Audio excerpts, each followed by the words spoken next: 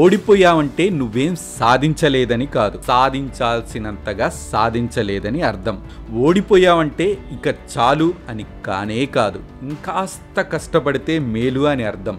ఓడిపోయావంటే ఓ దారి మూసుకున్నట్టు, 100 దారులు తెరుచుకున్నట్టు. ఓటమి నికాసైన తూకం రాయి లాంటిది. నీ వాపెంతో బలుపెంతో లెక్కేసి చెబుతుంది. నీలోని లోపాల్ని, ఆత్మ న్యూన్యతల్ని, భయాల్ని, భ్రమల్ని, అజ్ఞానాల్ని, అహంకారాలని నిష్పక్షపాతంగా ఎత్తి చూపుతుంది. ఏ సైకాలజిస్ట్ కూడా నిన్నింత గొప్పగా బేరీజు వేయలేడు.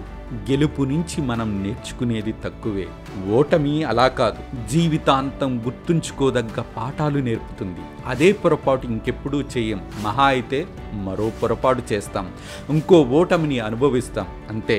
పోటీలో పాల్గొనే ప్రతి క్రీడాకారుడు కఠోర సాధన చేస్తాడు, పథకం సాధించాలన్న పట్టుదలతోనే బరిలోకి దిగుతాడు.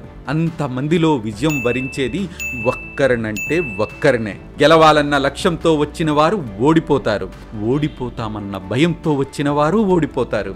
బాగా ఆడాలన్న తపనతో పాల్గొన్న వారే గెలుస్తారు. గెలవాలంటే పథకం మీద కంటే ఆట మీదే ఎక్కువ ప్రేమ ఉండాలి. భగవద్గీతలో శ్రీకృష్ణుడు చెప్పింది కూడా ఇదే.